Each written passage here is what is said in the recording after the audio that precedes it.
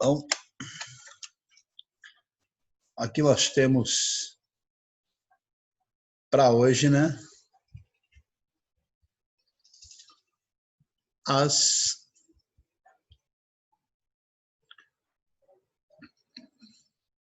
pilhas. No caso aqui, a imagem não é de uma pilha, mas sim de uma bateria, que não é nada mais que um conjunto de pilhas. Essa bateria aqui,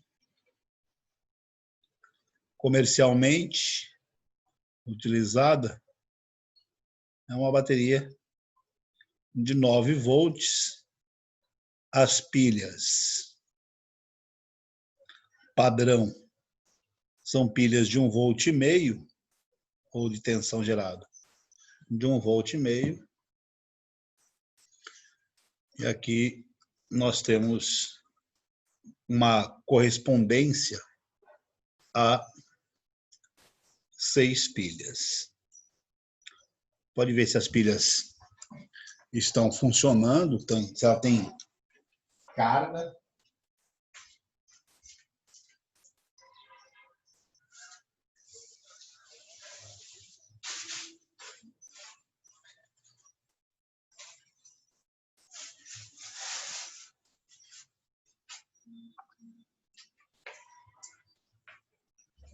Tem um teste prático.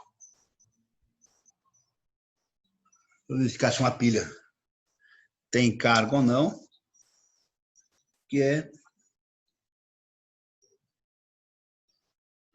ver se ela faz uma palha de aço entrar em combustão, por exemplo. Essa daqui já era, não está dando conta de fazer o serviço, de startar uma queima da palha de aço.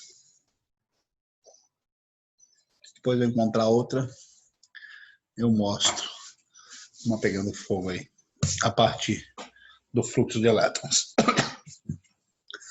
Tendo aqui aquele nosso foco da conversa, sempre nessas nossas aulas, de que é um curso pensado para os vestibulares, né, gente? Então, não é um tratado de pilha do ensino superior, não é um curso de eletroquímica do ensino superior, mas sim um curso básico de pilhas para a gente poder reconhecer.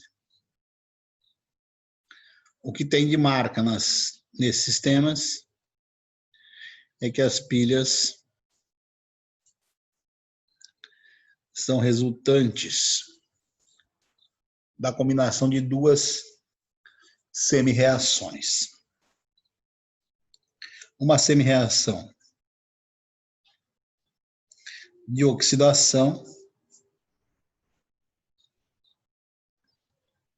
que é a fonte de elétrons,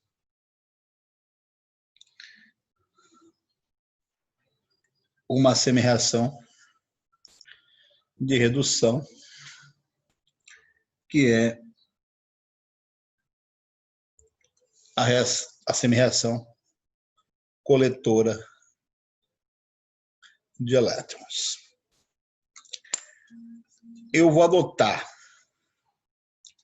a partir de agora, uma terminologia um pouco diferente, que é a semi-reação de redução. Toda vez que eu utilizar a semi-reação de redução, eu me referirei a uma semi-reação catódica, e quando eu me referir a uma semi-reação de oxidação, eu usarei o termo semi-reação anódica. Ânodo ou cátodo não são ânodos e cátodos não são por excelência regiões positivas ou regiões negativas. Ânodo é a região onde acontece a oxidação, cátodo é a região onde acontece a redução. Isso é a essência da conversa sobre pilhas. Tratar de cátodo, redução, ânodo, oxidação, como um referencial acima de tudo. Aí, nós podemos pensar nas mais diversas montagens que podem ser utilizadas para fazer uma pilha.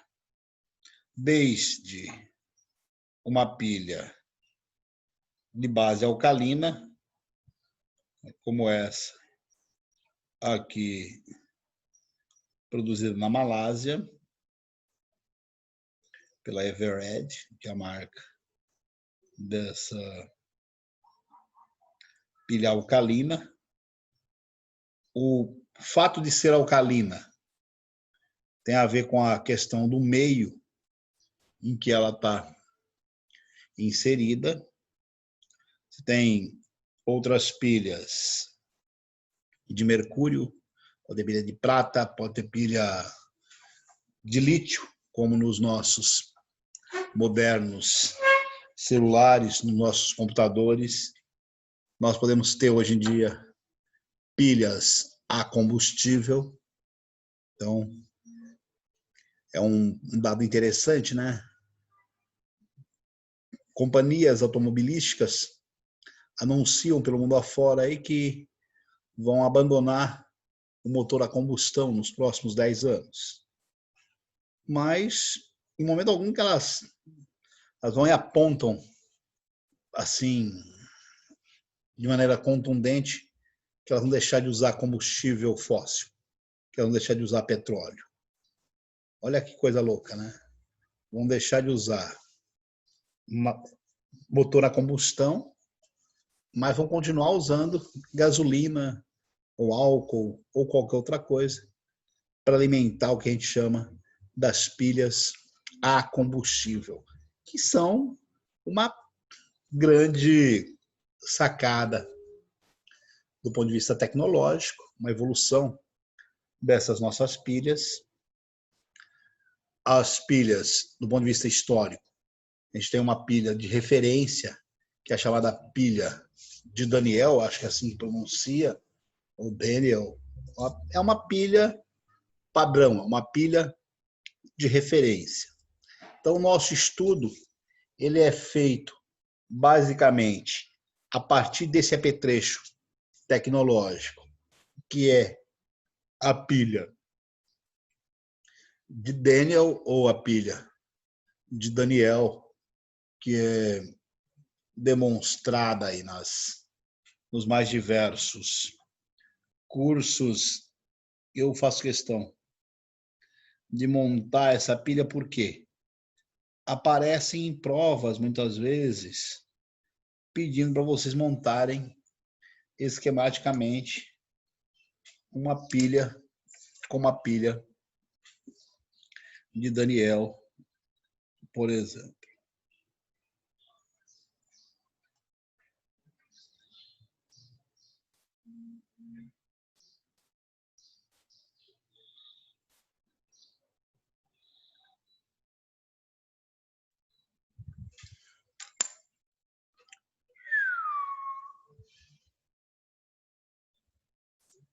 Então, em duas regiões distintas, que nós chamaremos de semicélulas, que a gente precisa ter nessas duas regiões distintas. Por princípio, aqui a gente tem que ter um metal 1 e um metal 2. Simbolicamente, eu posso marcar o metal 1 e o metal 2 através dessas representações clássicas aqui que eu estou apontando. Só acertar o celular. Não aparece a imagem.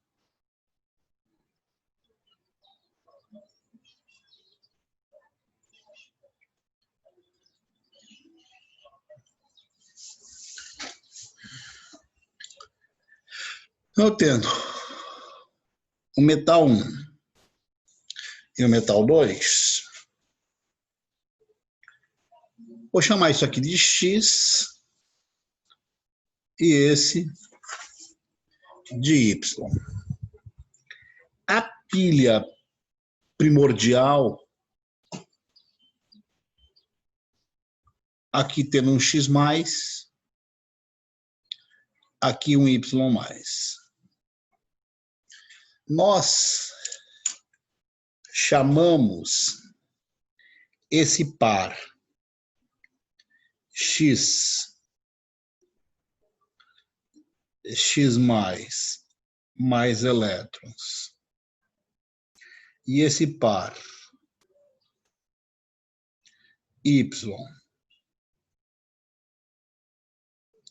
Y mais elétrons, eu chamo isso aqui de eletrodo X, e isso aqui eu chamo de eletrodo Y. Por hora, é uma calibragem terminológica, para a gente poder saber quais os termos que nós vamos utilizar de maneira mais tranquila. Para que isso funcione, há a necessidade de os materiais estarem conectados, pelo que nós chamamos de ponte salina. Essa ponte salina, ela serve para quê? Para dar carga positiva para onde faltar carga positiva e dar carga negativa para onde faltar carga negativa. Eu vou dizer que aqui também tem um ânion, que aqui também tem ânions. Como esses ânions, eles acabam não participando efetivamente desses processos mais gerais aqui, na maior parte dos textos eles acabam sendo negligenciados, o que muitas vezes gera interpretações dúbias por quem está analisando os sistemas. E aí, para que a gente possa, de fato, verificar o funcionamento da pilha, o que é o legal de fazer? De colocar um leitor aqui no sistema, pois com esse leitor aqui, a gente consegue dizer, ó, a pilha de fato funcionou. Eu coloquei um leitor, meu leitor era ver se pegava fogo na palha de aço. Não pegou. Então, para mim, essa pilha está descarregada. Ela já teve a vida útil acabada. Óbvio que existem outros equipamentos para que nós possamos medir isso com mais eficiência, né?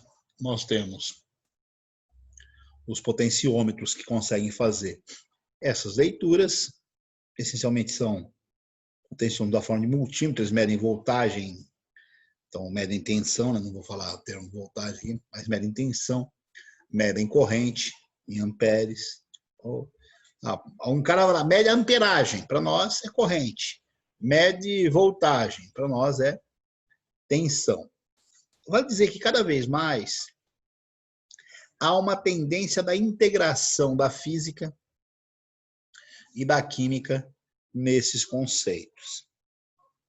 A gente vai usar conceitos da elétrica aqui.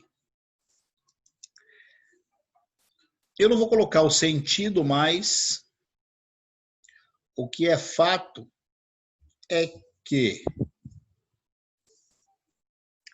ao longo desse fio condutor aí devem fluir os elétrons. Isso é a essência. Se porventura nós tivermos uma tabela dos potenciais, então tem uma coisa chamada o E0. E0 é o chamado potencial padrão do eletrodo. Esse E0 informa a tendência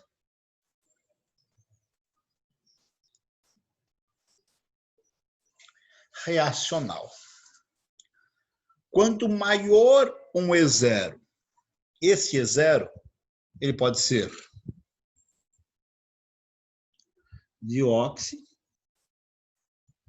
ou de Hertz. A recomendação terminológica da IUPAC é que se fale exclusivamente em E padrão de Hertz, mas não dá para a gente fugir disso ainda, porque muitas provas acabam trazendo para a gente o E padrão de oxidação, então fica ruim de nós fugirmos desse termo, né, dessa terminologia, onde nós devemos tratar especificamente do E de Hertz, mas acabamos falando em E de óxido ainda.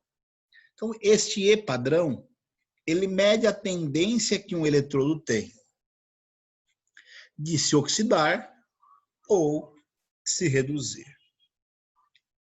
De maneira genérica, genericamente,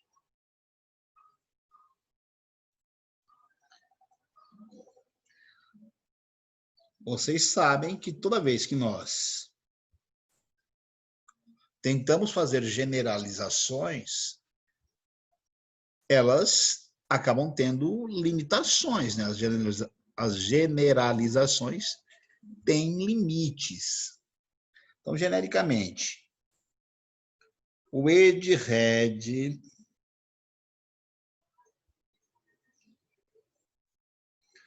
da 1A é menor que da 2A, que é menor que da 3A, que é menor que os metais de transição, que é menor que o H, que é menor que os metais nobres. O E de Hertz. Genericamente, nós vamos falar assim, que o E de Hertz é assim, ó, é um X mais alguma coisa, mais elétrons, produzindo X. Então, é a medida da tendência dessa reação, ou de essa reação, acontecer nessa orientação, nesse sentido. Vou colocar como exemplo. Se aqui fosse cálcio e aqui fosse ouro, entre cálcio e ouro, cálcio que é da 2A, e ouro, que é o metal nobre, metais nobres, ouro, prata, cobre, basicamente esses, tem mais, óbvio, mas platina, mercúrio, mas vamos fazer uma comparação bem elementar. Ferro e ouro. Entre ferro e ouro, ferro versus ouro.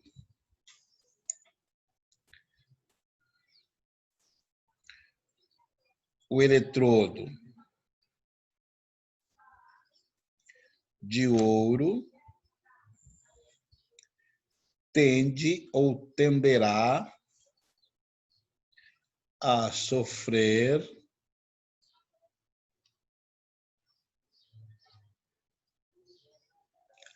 redução. Então, quando eu tiver ferro e ouro, o ouro tem duas reações possíveis, que é ouro mais 1, captando um elétron, ou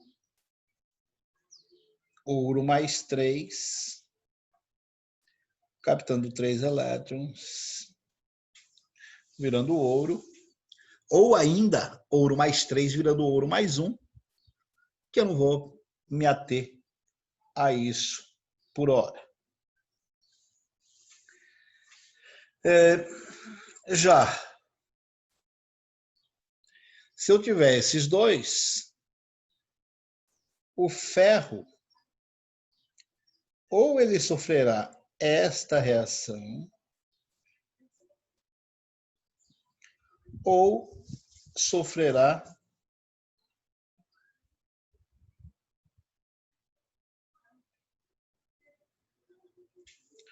esta reação. Ou o ferro vira ferro mais 2, ou o ferro vira ferro mais 3. Dizendo a vocês que também pode acontecer do ferro 2 virar ferro 3. Então, quando vocês forem colocados ou colocadas para julgar qual é a reação que vai acontecer em qual sentido, a primeira coisa que vocês têm que avaliar é qual o potencial padrão de eletrodo. Algumas coisas funcionam de maneira intuitiva dentro dessa generalização possível. Outras coisas eu não sei dizer. Eu não sei qual é que é a diferença de potencial entre o zinco e o ferro. De cabeça que eu não sei. Até sei, né? Mas seria exigir demais que vocês memorizassem.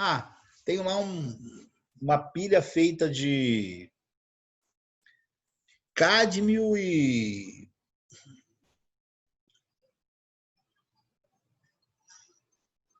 zinco cádmio. Quem vai sofrer cada reação? Seria cobrar demais, né? Muita coisa. Para isso vocês terão as tabelas com os potenciais padrão de eletrodo. Em consultando-se as tabelas com os potenciais padrão de eletrodo, vocês vão saber o que é que acontece como RED ou redução, o que é que acontece como óxido ou oxidação. Então, a redução será a reação catódica. Então, isso aqui será a reação catódica. Isso aqui é a reação anódica. Quando vocês estabelecerem, se aqui fosse ferro e aqui fosse ouro, o ferro será a fonte de elétrons, o ouro será o coletor de elétrons. Então, essa situação do Red é o coletor, o Oxy, o fornecedor. Com isso, gente, é possível, é adequado reconhecer, inclusive, qual será o fluxo de elétrons, de onde para onde migrarão os elétrons. Então, a migração de elétrons se dá essencialmente da região de oxidação para a região de redução. É a partir dessas informações que os caras informam polo positivo, polo negativo, um princípio mais geral possível. Porque se os elétrons são espécies consideradas de natureza negativa, aquele polo, aquela região que atrair os elétrons é considerada uma região de natureza positiva. Enquanto que a região rica em elétrons, a região em que os elétrons, de onde os elétrons acabam escapando, é a região negativa. Então, uma coisa é o fluxo de elétrons. O fluxo de elétrons se dá da região produtora de elétrons, da região de oxidação, para a região de redução. A corrente elétrica é inversa ao fluxo, né? Não vacilemos com isso. Isso é o que nós vamos apontando basicamente das pilhas. Na sequência, na próxima aula, eu vou apontar mais algumas coisas aqui para reconhecermos as pilhas.